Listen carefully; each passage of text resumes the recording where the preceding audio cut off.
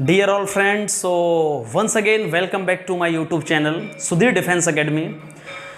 सबसे पहले मेरे सभी प्यारे साथियों को और सभी स्टूडेंट्स को जय हिंद जय भारत।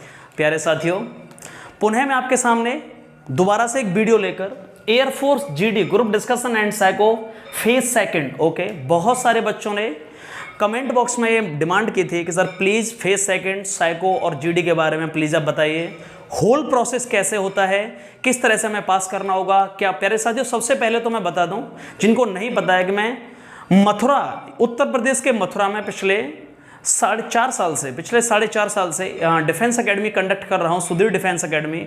और वहां से एयरफोर्स ग्रुप डिस्कशन और साइको में अभी तक 500 से 550 स्टूडेंट सेलेक्टेड हैं। तो ये जो मेरा रिव्यू है मैं बताने वाला हूं, प्लीज़ आप इसको पहले तो सबसे पहले पूरा वीडियोस देखिए, इसको स्किप मत करिएगा। और उसके बाद मैं ये एक बेसिस पर नहीं बता रहा हूँ कि कैंडिडेट के बेसिस पर, उन सभी के बेसिस पर बता रहा हूँ। पिछली बार मैंने 90 स्टूडेंट्स पढ़ाए थे, 90, उसमें से 84 सेलेक्टेड हैं। और जिनको ये मजाक लगता है तो प्लीज़ मैं सभी को कम्युनिटी पोस्ट में हर बच्चे का जो सेलेक्टेड है उसका फोटो, और जैसा कि आपको पता होगा मैं उसका कमेंट शेयर कर रहा हूं कि उसका सेंटर कहां था और वो कहां से सेलेक्टेड है। Okay, so thank you so much once again. और एक चीज़ और, आपके सभी जो प्यार दे रहे हैं उसके लिए थैंक यू सो मच, शुक्रिया आप सभी का। चलिए सीधे टॉपिक पर चलते हैं। प्लीज़ दोबारा से मैं निवेदन कर रहा हूं, वीडियो को पूरा देखिएगा तभी समझ में आएगा। प्यारे साथियों, मैं यहाँ केवल प्रोसेस बता रहा हूँ, मैं टॉपिक्स के बारे में डिस्कस अलग करूंगा कि कौन कौन से टॉपिक्स इंपॉर्टेंट हैं। एयरफोर्स फेज 2, सबसे पहले रिटन एग्जाम होने के बाद में जो कि बच्चे रिटन अभी रिजल्ट का वेट कर रहे हैं, रिजल्ट ऑलरेडी डिले हो चुका है। ग्रुप डिस्कशन और साइको का फेज होता है जिसे फेज सेकंड बोला जाता है। उसमें क्या क्या होता है सर? सबसे पहले रिपोर्टिंग कितने बजे करनी होती है? According to admit card, according to mentioned in admit card phase second जो फेज सेकंड का एडमिट कार्ड आएगा उसमें 5 और 5:30। रिपोर्टिंग टाइम क्या होता है? सुबह 5:30 बजे आपको रिपोर्ट करना होता है। इसका मतलब ये है कि जिस दिन आपका होगा एयरफोर्स फेज सेकंड, उससे आपको एक दिन पहले ही निकल जाना है जिससे सुबह पर वहां पर अवेलेबल हो पाए 5:30 AM पर। प्यारे साथियों, सबसे पहले वहां क्या होता है, जब आपको लाइन में लगाया जाता है तो डॉक्यूमेंट वेरिफिकेशन होगा एंड फिंगरप्रिंट वेरिफिकेशन। सर ये क्या होता है फिंगरप्रिंट? डॉक्यूमेंट का मतलब आपके डॉक्यूमेंट चेक किए जाएंगे। और फिंगरप्रिंट वेरिफिकेशन सर क्या होता है? फिंगरप्रिंट वेरिफिकेशन का मतलब है कि आपके फिंगर जो प्रिंट हैं वो मैच किए जाएंगे, जैसे फर्स्ट फेज में जब आप एग्जाम देने गए थे वो हैं कि सेम है कि नहीं है। ओके, और डॉक्यूमेंट में सर मोस्टली कहां से कौन से डॉक्यूमेंट्स लेके जाएंगे?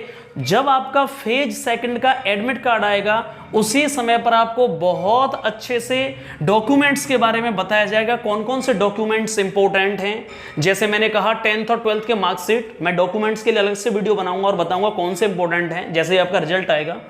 आधार card, unique ID card, okay, and phase first और फेज सेकंड का एडमिट कार्ड। सर ये फेज फर्स्ट का एडमिट कार्ड कौन सा वाला? जो वेरीफाइड है, जो साइंड है, अटेस्टेड है, हाँ वही लेके जाना है। और सर क्या करेक्टर सर्टिफिकेट, चरित्र प्रमाण पत्र जरूरी है? कोई जरूरी नहीं है। क्या सर 12th का एडमिट कार्ड जो लिखा रहता है क्या वो जरूरी है? बिल्कुल जरूरी नहीं है। सर क्या डोमिसाइल, मूल निवास क्या जरूरी है? सर डिफेंस के फोर्सेस में इसके लिए कोई जरूरत नहीं है। क्लियर हो गया यहां तक? रिपोर्टिंग के बाद में डॉक्यूमेंट वेरिफिकेशन और फिंगरप्रिंट वेरिफिकेशन। प्यारे साथियों, इसके बाद हम क्या करेंगे सर? पीएफटी की शुरुआत होती है। सर ये कितने बजे तक खत्म हो गया? 5:30 to 6:30 और 7 तक, 7 बजे तक ये खत्म होने के बाद में सर पीएफटी मतलब फिजिकल फिटनेस टेस्ट। इसके बाद आता है कि सर एयरफोर्स का फिजिकल क्या होना है। तो आपको जैसे सबको पता होगा, मैं जल्दी बता रहा हूं, 1600 मीटर की रनिंग करनी होगी 6:30 मिनट्स में, 6.5 मिनट में। सर पिछली बार रनिंग हुई या कदम ताल हुई?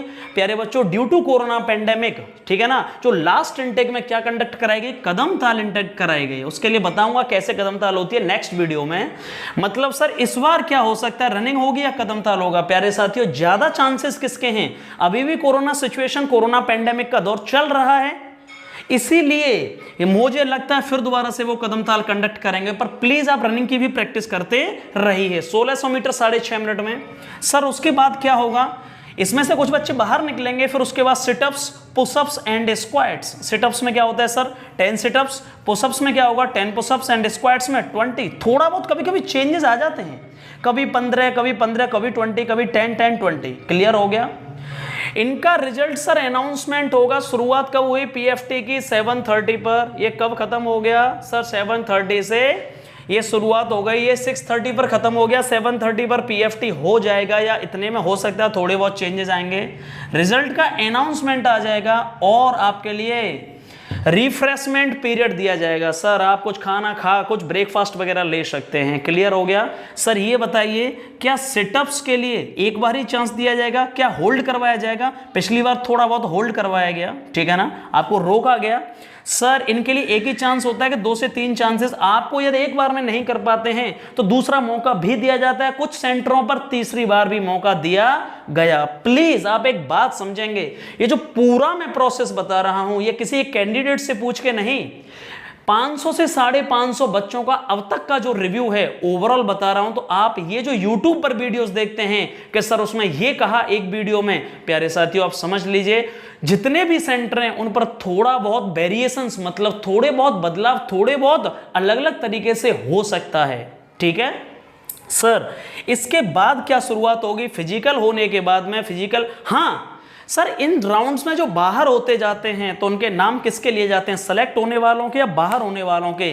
जिस दिन आप फेस सेकंड देने जाओगे उस दिन सारे दिन केवल उन्हीं कैंडिडेट्स को बाहर किया जाएगा, जो बाहर होंगे केवल उन्हीं के नाम हर राउंड में लिए जाएंगे, ठीक है ना, उन्हीं के नाम लिए जाएंगे। जो केवल फेल होंगे, पास वालों के नाम नहीं लिए जाएंगे सर, ठीक है ना। इसके बाद क्या होते हैं सर जी? पीएफटी के अलग अलग बैच भी हो सकते हैं, कितने बच्चे हैं उसके आधार पर। सर उसके बाद क्या शुरू होता है? एसआरटी। एसआरटी का मतलब sir situation reaction test, okay. इसका सर दूसरा नाम क्या है? अडेप्टेबिलिटी टेस्ट फर्स्ट, मतलब अडेप्टेबिलिटी टेस्ट 2 हुए, एक एसआरटी और एक group discussion, okay, group discussion. तो प्यारे साथियों हम बात करने वाले हैं एडेप्टेबिलिटी टेस्ट की। सर इसमें पहले तो ये बताइए इसके नाम क्या हैं? एसआरटी सिचुएशन रिएक्शन टेस्ट, और सर इसका दूसरा नाम क्या है? Psychological test. According to your psychological power, according to your psychological intellect आपको ये डिसाइड करना होगा सर कितने क्वेश्चन होते हैं? 45 क्वेश्चन। सर इसके लिए टाइम कितना अलॉट होता है? 25 से 30 मिनट, ठीक है ना। कई सेंटरों पर 25 मिनट दिए गए, कई पर 30 मिनट दिए गए, लेकिन इससे ज़्यादा अंत कम या ज़्यादा नहीं हुआ, ठीक है ना। मतलब सर नंबर ऑफ क्वेश्चंस 45 और टाइम कितना हुआ? 25 मिनट्स और 30 मिनट्स, समझ रहे हो ना। एक चीज़ और बहुत इंपॉर्टेंट, क्या सर वहाँ हम जाते हैं तो क्या एयरफोर्स वाले कुछ बताएंगे नहीं? क्या आपको कितने क्या है सब चीज़ें बहुत अच्छी तरीके से आपको ट्रीट किया जाएगा। हर राउंड पर आपको बहुत ही अच्छी तरीके से इंस्ट्रक्ट किया जाएगा, इंस्ट्रक्शंस दिए जाएंगे, आपको डायरेक्शंस दिए जाएंगे। तो इस बारे में आप बिल्कुल चिंतित ना हो कि सर कैसे ट्रीट किया जाएगा। आर्मी की तरह ट्रीट नहीं किया जाएगा। 25 से 30 मिनट 45 क्वेश्चंस करने के लिए। सर क्वेश्चंस कैसे होते हैं? कुछ रीजनिंग के क्वेश्चंस होंगे, कुछ सिचुएशन बेस्ड होंगे। मतलब एसआरटी का मतलब ही क्या है? Situation reaction test, okay. According to situation आपकी रिएक्शन क्या होगी? What will be the reaction if a situation comes in front of you? समझ गए सर? थोड़ा सा इसके बारे में मैं आगे बात करने वाला हूं अभी डिटेल में। इसके दौरान ही बीच बीच में आपको फॉर्म फिलअप करवाते रहेंगे, बहुत सारे फॉर्म आपको, डॉक्यूमेंट वेरिफिकेशन चलता रहेगा, बहुत सारे आपको कंसेंट फॉर्म, आपके गार्जियंस के कंसेंट फॉर्म, वो सब फिलअप करवाते रहेंगे। क्लियर हो गया सर? क्या इस बार डीएफटी होगा? पिछली बार भी डायनामिक फैक्टर टेस्ट नहीं हुआ और इस बार भी बिल्कुल नहीं होगा। केवल एक ही बार हुआ जब बहुत सारी कमियां, बहुत सारी खामियां आई थी कि 2 नंबर से काम हुए हैं सर, बहुत ज़्यादा पर्ची से काम हुए हैं, इसीलिए सर डायनामिक फैक्टर टेस्ट को रखा गया। इस बार भी होने के कोई चांसेस नहीं है। तो प्लीज़ दिमाग में से निकाल लीजिए कि डीएफटी नहीं होगा, जो डायनामिक फैक्टर टेस्ट है, जो इंग्लिश का टेस्ट है। Clear sir? साइको के बारे में थोड़ी सी और बात कर लेते हैं प्यारे साथियों, बहुत इंपॉर्टेंट है। मैं एक ही रूल बता रहा हूं साइको का, इसमें कोई निकलता नहीं है, प्लीज ध्यान रखिए। लेकिन कौन निकलते हैं उसमें पहले ही लिखा होता है, वो बता देंगे सारे क्वेश्चंस। ऑफलाइन होगा या ऑनलाइन नहीं होगा, मतलब आपको पेपर पर दिया जाएगा, सारे क्वेश्चंस मैंडेटरी हैं, कोई भी नेगेटिव मार्किंग नहीं होगी।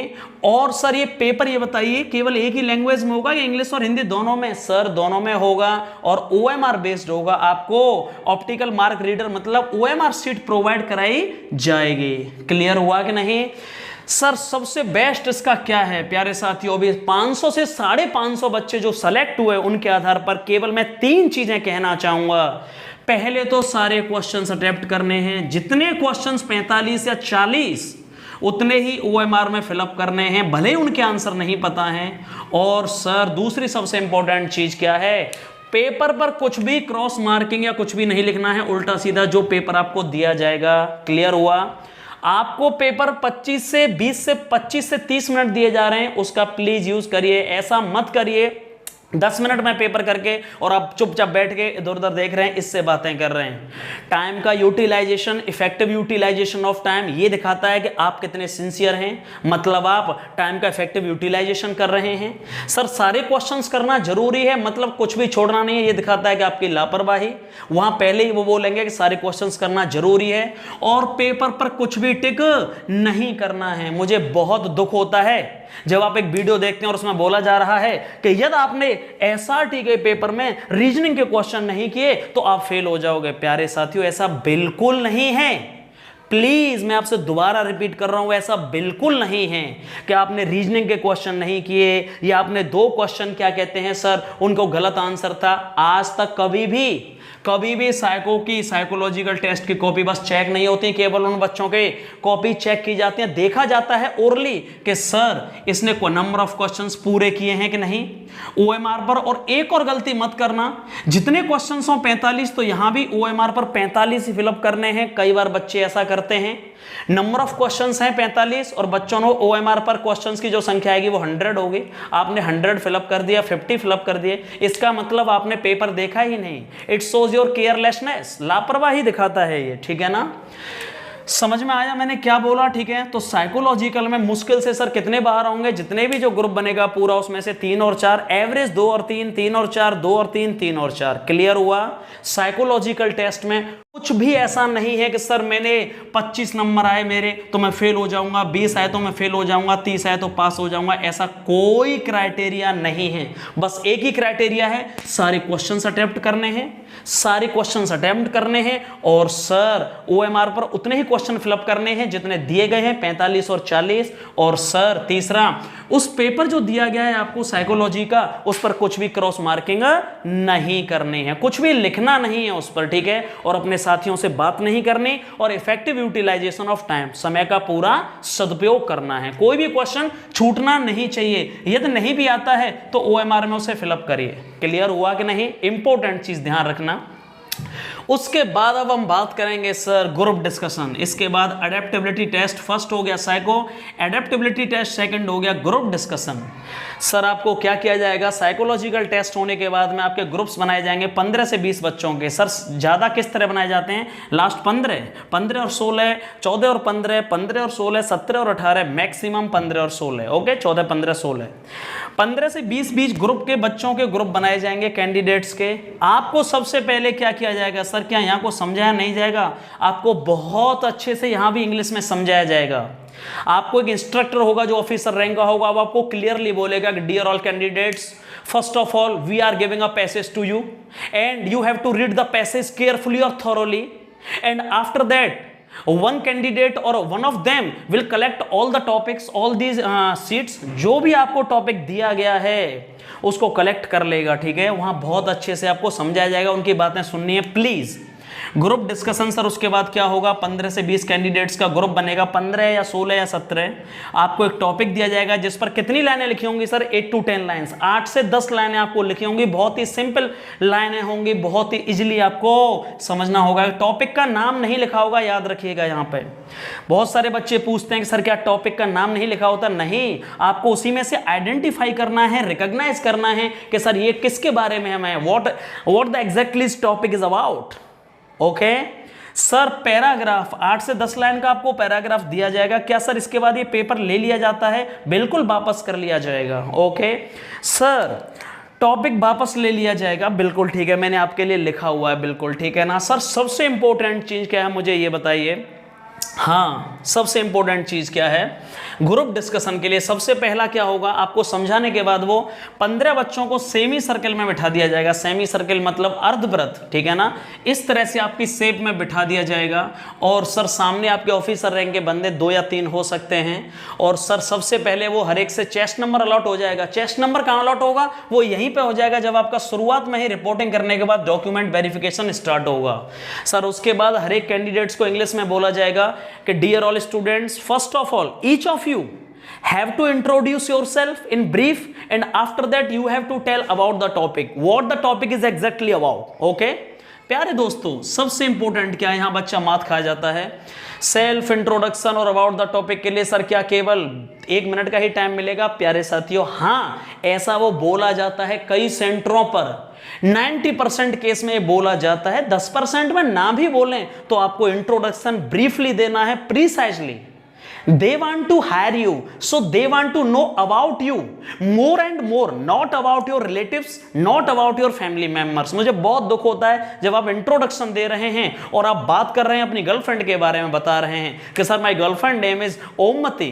प्यारे साथियों, वो आपको हायर करना चाह रहे हैं, वो आपके लाइक्स, आपके डिसलाइक्स, आपकी हॉबीज, आपके इंटरेस्ट, आपका एकेडमिक क्वालिफिकेशन, आपकी पर्सनल डिटेल्स और आपका फैमिली बैकग्राउंड, वो ये जानना चाहते हैं, ना कि आपके फैमिली मेंबर्स के बारे में आप बहुत ज़्यादा डिटेल बता रहे हैं या किसी और चीज़ के बारे में। मैं अभी बात करूंगा, इस पर लौट रहा हूं। सबसे पहले आपको सेल्फ इंट्रोडक्शन और अबाउट द टॉपिक को बहुत ही इफेक्टिवली बोलना है। सर सेल्फ इंट्रोडक्शन के लिए कितना टाइम? आप ले सकते हैं 30 सेकंड, कोई दिक्कत नहीं। ऐसा कुछ कहा नहीं जाता कि 30 सेकंड ही बोलना है। यार 32 सेकंड होंगे तो आप निकलोगे नहीं, यार 35 सेकंड हो जाएंगे तो आप निकलेंगे नहीं। मुझे बहुत दुख होता है जब आप YouTube पर वीडियो देखते हैं और वहां पर बताया जाता है यार आप 30 सेकंड से ऊपर बोले तो आप सीधे बाहर। नहीं, ऐसा कोई हार्ड एंड फास्ट रूल। हाँ, ये कहा जाएगा कि आपको सेल्फ इंट्रोडक्शन, इंट्रोड्यूस योरसेल्फ और अबाउट द टॉपिक 1 मिनट में बोलना है। यदि आप यहां से भी थोड़ा ज्यादा बोल गए 1 मिनट से और 1 मिनट 5 सेकंड हो गए तो प्यारे साथियों कोई इशू नहीं है। वो ऑफिसर आपको बीच में ही इंटरप्ट कर देगा और बोल देगा okay dear friend, okay dear guys, thank you and take your seats and next, और अगले बंदे को स्टैंड अप कर लेगा, खड़ा कर लेगा। इसके बाद ये सब सबका होने के बाद, सारे बच्चों का होने के बाद में फिर आपसे बोला जाएगा जितने भी 15-16 कैंडिडेट्स हैं कि आपको डिबेट करनी है। डिबेट किसे कहते हैं? आपको रोजाना चैनल पर देखा होगा, न्यूज चैनलों पर 2 कैंडिडेट्स को, 4 कैंडिडेट्स को, 10 कैंडिडेट्स को बुलाया जाता है। कुछ उसके फेवर में होते हैं, कुछ अपोजिशन में होते हैं और उन पर बहस की जाती है। बोला जाता है कि बताइए आपके क्या विचार हैं। तो सबसे इंपॉर्टेंट चीज पहले तो क्या नहीं करना है प्यारे साथियों? फिश मार्केटिंग नहीं करनी है। सर फिश मार्केटिंग किसे कहते हैं? जब भी आप यहाँ बोल रहे हैं, शुरुआत कर रहे हैं, सारे बच्चे 3-4 बच्चे आपस में लड़ना शुरू करेंगे और वहां पे बहुत ज्यादा हाइपर हो जाएंगे, वो बिल्कुल नहीं करना है। यदि ऐसा हो भी जाता है तो प्यारे साथियों आप उसमें कभी हिस्सा नहीं लेंगे। जब भी फिश मार्केटिंग हो रही है आप उसमें पार्टिसिपेट मत करिएगा प्लीज। फिश मार्केटिंग बिल्कुल नहीं। हाँ, आपको अपना पार्टिसिपेशन खुद लेना पड़ेगा। वो ये नहीं कहेंगे कि आपको हाँ बोलिए, you have to take your stand yourself, you have to take your participation yourself. आपको खुद ही पार्टिसिपेट करना है और ये कब कर पाओगे मैं अभी बताने वाला हूं। और तीसरा सर वॉइस कैसी होनी चाहिए? ऑडिबल और क्लियर होनी चाहिए। प्यारे साथियों, it doesn't matter how many times you have participated, it doesn't matter how much content you are sharing, the things that matter the most your way of communication, your pronunciation and your effectiveness and clarity. मैंने क्या बोला? ये matter नहीं करता कि आपने कितनी बार participate किया, ये मैटर नहीं करता कि आपने कितना कंटेंट शेयर किया। सबसे जरूरी चीज जो मैटर करती है वो ये है कि आप कितना क्लियर, कितना ऑडिबल और कितना इफेक्टिवली और प्रिसाइजली बोल रहे हैं, रिलेवेंट टू टॉपिक्स बोल रहे हैं। समझ में आया मैं क्या कह रहा हूं? मतलब सर इसके लिए हमें क्या करना पड़ेगा सर? तो याद रखिएगा, जो बच्चे ये सोच रहे हैं कि सर मैं डायरेक्ट एयरफोर्स का जीडी देने जाऊंगा और वहां डायरेक्ट बोल पाऊंगा, प्यारे साथियों बिना प्रैक्टिस के, यदि आप अभी भी रिजल्ट का वेट कर रहे हैं और फेस सेकंड की तैयारी कर रहे हैं घर पर ही, तो प्यारे साथियों मिरर प्रैक्टिस शुरू कर दीजिए, टॉपिक्स के बारे में पढ़ना शुरू कर दीजिए। मैंने बोला था कि मैं 60 टॉपिक्स, बहुत इंपॉर्टेंट टॉपिक्स हैं जो पिछले 6 इंटेक से मैं बता रहा हूं, करा रहा हूं, कुछ ऐड हुए हैं इसमें। 60 टॉपिक्स की लिस्ट मैंने अपलोड करूंगा। पहले टॉपिक्स अपलोड करूंगा, फिर उनकी पीडीएफ कॉपी मेरे टेलीग्राम जो चैनल है सुधीर डिफेंस एकेडमी, मेरा Telegram channel Sudhir defence academy के नाम से, जो कि इस वीडियो के डिस्क्रिप्शन बॉक्स में उसका लिंक आपको दिया जाएगा। प्लीज आप उसको ज्वाइन करिएगा और वहां मैं पीडीएफ भी सेंड करूंगा 60 टॉपिक्स की, और उन टॉपिक्स के नाम भी बताऊंगा कि मोस्ट इंपोर्टेंट टॉपिक्स कितने हैं। और वहां पे एक और चीज, आपको जो साइकोलॉजिकल टेस्ट कैसा आता है, आपका एसआरटी कैसा होता है, वो भी वहां पर मैं उसके 20 पीडीएफ सेंड करूंगा। ओके, केवल आप उनको कर लीजिए। मैं दावे के साथ कह रहा हूं, आपको कोई बाहर नहीं करेगा जैसा मैंने बताया है। ओके, सेम एग्जैक्ट वही क्वेश्चन होंगे जो मैंने पीडीएफ में दिए हैं। ओके, प्यारे साथियों एक और बहुत इंपॉर्टेंट चीज, सर जो टॉपिक हमें दिया जाता है उसके लिए कितना टाइम दिया जाता है पढ़ने के लिए? 3 से 4 मिनट भी हो सकते हैं, 2 मिनट भी हो सकते हैं, 5 मिनट तक भी हो सकता है। ओके, पढ़ने के लिए जो टाइम दिया जाएगा, घर पर आप क्या करेंगे? मिरर प्रैक्टिस बहुत इंपॉर्टेंट है। शीशे के सामने सपोज करो कोई भी टॉपिक है कि सर को एजुकेशन, तो आप मिरर प्रैक्टिस करिए कि sir in my point of view the topic is related to co-education should be there और not for our developing nation like India. Sir in my point of view co-education should be there because sir first of all co-education is such a place where both boys and girls study together without any hesitation and discrimination and increases and take the classes together, जहाँ पे साथ साथ लड़के और लड़कियों को पढ़ाया जाता है। बहुत सारे उसके पॉइंट्स हो सकते हैं। मिरर प्रैक्टिस बहुत ज़रूरी है और मुझे बहुत दुख होता है उन बच्चों पर जो ये सोचते हैं कि सर मैं तो स्पोकन में बहुत होशियार हूँ, मैं तो इंग्लिश बोल लेता हूँ, मुझे कौन निकालेगा। प्यारे साथियों दोबारा रिपीट कर रहा हूँ, या इंग्लिश नहीं बोलना, इंग्लिश तो बोलना ही है, लेकिन केवल इंग्लिश बोलने से कुछ नहीं होगा। यहां पर कंटेंट, सर कंटेंट किसे कहते हैं?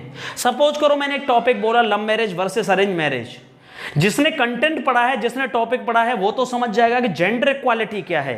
Sir love marriage promotes gender equality and sex ratio and it reduces female foeticide. मतलब सर लव मैरिज से जेंडर इक्वालिटी बढ़ती है, लिंग समानता आती है। लेकिन जिसने कभी नहीं सुना है कि जेंडर इक्वालिटी, तो वो कैसे बोलेगा sir in love marriage girls and boys will be equal. So प्यारे साथियों it doesn't make any sense, इसका कोई मतलब नहीं है। तो कंटेंट का मतलब होता है आपके इंग्लिश भले ही अच्छे, कम्युनिकेशन अच्छा है, बट आप जब तक आपके पास कंटेंट मटेरियल नहीं होगा बोलने के लिए, क्या ये टॉपिक है, तो आप पहचान ही नहीं पाओगे, तो फिर बोलोगे क्या? समझ में आया कि नहीं आया? तो सबसे मोस्ट इंपॉर्टेंट चीज क्या है? कंटेंट। और प्यारे साथियों मैंने आपको बताया था मोस्ट इंपॉर्टेंट टॉपिक्स की लिस्ट के बारे में, वो ऑलरेडी मैं डिस्कस कर चुका हूं। हाँ सर ये बताइए, यदि मैं डिबेट में पार्टिसिपेट नहीं कर पाया तो क्या कोई इंडिविजुअल मौका, इंडिविजुअल चांस नहीं दिया जाएगा? बिल्कुल दिया जाएगा। आपको 90% और ज्यादा कहूंगा 95% हर सेंटर पर आपको इंडिविजुअल चांस दिया जाता है। Those candidates who have not participated, वो बोलते हैं कि जो उन बच्चे जिन्होंने पार्टिसिपेट नहीं किया है वो अभी बोल सकते हैं। आपको अलग अलग स्पेसिफिकली भी बोला जाएगा कि would you like to add something else, क्या तुम कुछ कहना चाहते हो? यदि आप उस टाइम भी नहीं बोले, डिबेट में भी नहीं बोले और उस टाइम भी नहीं बोले इंडिविजुअल, तो आपका कोई मतलब नहीं है सिलेक्शन का, आप सीधे बाहर होंगे। और ये गलतफहमी निकालिए कि सर वो सेलेक्ट नहीं करते, यदि सारे अच्छे बोलेंगे तो 15 में से 15 भी सेलेक्ट करेंगे, और यदि सारे खराब बोलेंगे तो 15 में से 15 भी बाहर हुए हैं कई बार। और सर नॉर्मल एवरेज 8, 9, 10, 4, 5, 2 ऐसे सेलेक्ट भी होते हैं। 15 में से 2 भी लेंगे, 4 भी लेंगे, 10 भी लेंगे, 12 भी लेंगे, 15 में से 15 भी लेंगे। क्लियर हुआ? तो इसका कोई ऐसा मैटर नहीं है कि उन्हें लेने नहीं है बच्चे। एक और चीज बच्चों ने पूछी थी कि सर ये बताइए, यदि मेरे रिटन एग्जाम में, एयरफोर्स के रिटन एग्जाम में बहुत ज़्यादा अच्छे मार्क्स हैं, 60 प्लस हैं, 50 प्लस हैं, तो क्या मुझे जीडी में तुरंत सेलेक्ट कर लिया जाएगा? प्यारे साथियों जीडी का ग्रुप डिस्कशन का आपके नंबर से, how many marks you have achieved in your written examination, इसका कोई फर्क नहीं पड़ेगा ग्रुप डिस्कशन और साइकोलॉजिकल टेस्ट से। वो आपको क्लियर करना ही होगा। ओके, तो आप इस गलत फहमी में मत जिए जिनके नंबर बहुत अच्छे आएंगे कि सर मैं क्यों पढ़ूंगा, मुझे तो नंबर देख के ही सेलेक्ट कर लिया जाएगा। मैं दोबारा से कुछ बातें अब रिपीट करने जा रहा हूं ग्रुप डिस्कशन और उसके बारे में। प्यारे साथियों जब भी आप शुरुआत करें पहले आपको यहां प्रैक्टिस करनी पड़ेगी, पढ़ना पड़ेगा। कोई भी तुम में से इतना महारथी नहीं है कि सर बिना पढ़े हुए, बिना कंटेंट के और मैं वहां सीधा जाऊंगा और बोल पाऊंगा। प्यारे साथियों 15 बच्चों में ऑफिसर के सामने बोलना, जब पहली बार आप बोलोगे तो आप हेजिटेशन बहुत ज़्यादा होगी, लैक ऑफ कॉन्फिडेंस बहुत ज़्यादा होगा, ठीक है ना, प्रेजेंस ऑफ हेजिटेशन बहुत ज़्यादा होगी। तो इसके लिए सबसे बेस्ट तरीका है कि आपको तैयारी करनी ही पड़ेगी। अब मैं कोचिंग की बात नहीं कर रहा कि आप कोचिंग में आइए, आप मिरर प्रैक्टिस करिएगा। यदि आपको कोचिंग ज्वाइन करनी है तो आप कोचिंग ज्वाइन करिएगा, लेकिन आपको लगभग 50 to 60 टॉपिक्स पर पढ़ना ही होगा। इसलिए मैं दोबारा रिपीट करूंगा कि जो अभी भी घर बैठे हुए हैं कुछ होने वाला नहीं है। समझ में आया कि नहीं आया?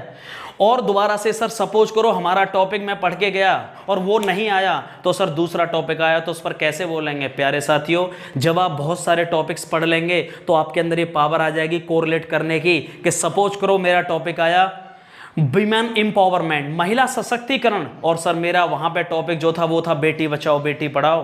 तो आप बोल सकते हो sir in my point of view the topic is related to बेटी बचाओ बेटी पढ़ाओ, save the daughter, educate the daughter, और sir in my point of view the topic is related to how to empower the girls as well as the women in our society, because sir for a developing nation men and women are the two main pillars for a nation. So if we want to see the dream of a developed country, then first of all sir we have to empower the girls as well as the boys. It means sir beti bachao beti padhao scheme is a very useful scheme launched by our central government to create awareness about the girls and for the welfare of women in our society. And also sir, as we all know that in our male dominated society women are considered as a second class citizen. They are physically, sexually and mentally abused for a long time. So sir beti bachao beti padhao is a very important weapon to empower the women in our society so that they can be saved from the women harassment. और sir अब मैं बताता हूं, यहां पे समझ में आ गया को टॉपिक को कैसे कोरिलेट करना है, ठीक है ना। पढ़ना पड़ेगा और कोई विकल्प नहीं है जो घर बैठ के सोच रहे हैं कि मैं डायरेक्ट जाऊंगा प्यारे साथियों। और एक और चीज, इंट्रोडक्शन बहुत ही स्पेसिफिक होना चाहिए। First impression is the last impression. मैं दोबारा इसलिए ये सब बातें बता रहा हूं क्योंकि मुझे पता है कि फर्स्ट ज्यादा बड़ा इश्यू नहीं है। जो फेस सेकंड से बहुत डरते हैं प्यारे साथियों, मैं सच बोल रहा हूं, बहुत सिंपल राउंड है, बहुत उन्हें बस एलिमिनेट करने हैं, बच्चों को निकालना है, इसलिए करना पड़ेगा। बाकी बिल्कुल भी टफ नहीं है। मैं बिल्कुल नहीं कहूंगा कि डरावना है कि सर इससे बहुत डर नहीं, बस आप थोड़ी सी तैयारी करना शुरू करिएगा। हर टॉपिक को समझिएगा, 2-2 3-3 बार पार्टिसिपेट करना है बस। मुश्किल से आपको 2-2 3-3 बार पार्टिसिपेट यदि आपने किया इफेक्टिवली, आपको कोई नहीं रोक सकता। इंट्रोडक्शन स्पेसिफिक होना चाहिए। मुझे बहुत दुख होता है जब आप इंट्रोडक्शन बोल रहे हैं, वो आपको हायर कर रहे हैं, आपके बारे में जानना चाहते हैं, और आप क्या बोल रहे हैं, sir I belong to Mathura located in UP, sir Mathura is a birth place of lord Krishna, sir Mathura is a tourism place. क्या कर रहे हैं आप लोग? वो आपको हायर करना चाहते हैं कि मथुरा के बारे में जानना चाहते हैं, इनको बताने की कोई जरूरत नहीं है। आप बता रहे हैं sir my girlfriend's name is Omvati, what does it make sense? They want to hire you, so they want to know about you more and more. तो आप बी स्पेसिफिक रहिए, अबाउट द टॉपिक को बहुत इफेक्टिवली बोलिए। Sir in my point of view the topic is related to the impact of social media on youth. Dear sir और dear friends, as we all know that every coin has two sides, so impact of social media or social media has also some positive as well as negative aspects. Sir, in the today's era everybody is busy in his life, so we have no time to stay connected with friends and relatives. So sir, in that today's scenario social media will be a very good platform for the communication. बहुत सारे point हो सकते हैं sir. In my point of view social media is a very good platform for promotion and advertisement. Sir इसके negative भी हो सकते हैं। Sir in my point of view social media has also some drawbacks. In the today's era, आज के दौर में sir social media is destroying the relationships because too much important or too much involvement in social networking sites like Facebook, YouTube, WhatsApp is reducing the quality time with friends and relatives, and that's why social media is damaging relationships. Okay तो प्यारे साथियों, ये सब बताना बहुत जरूरी था। कुछ चीजें भूल गया हो तो मुझे प्लीज क्षमा करिएगा। बाकी कोशिश मैंने करी आपको सबको समझाने की। और फाइनली यहाँ एक बात कहना चाहूँगा प्यारे साथियों, बहुत सारे बच्चों के कॉल आते हैं या आप कमेंट करते हैं, उनका शायद मैं रिप्लाई नहीं दे पा रहा हूँ। मैं कोशिश करूँगा रिप्लाई देने की, तो प्लीज़ आप मुझे माफ़ करिएगा, मैं रिप्लाई नहीं दे पा रहा हूँ। मेरी क्लासेज होती हैं सुबह से शाम तक, उसके बाद मैं फ्री होकर शूट करता हूँ रात में वीडियो, और उसके बाद आपको प्यारे साथियों, तो प्लीज़ मैं जिनका रिप्लाई नहीं दे पा रहा हूँ उनसे मैं माफ़ी चाहूँगा। और आप जो सपोर्ट कर रहे हैं उसके लिए मैं तहे दिल से आप सभी का शुक्रिया अदा करता हूँ। और इस वीडियो में और बाकी के वीडियोज़ में यदि मुझसे कोई गलती हुई है, आपको दुखी हुए हैं, तो हाथ जोड़कर मैं माफ़ी चाहता हूँ। जय हिंद, जय भारत।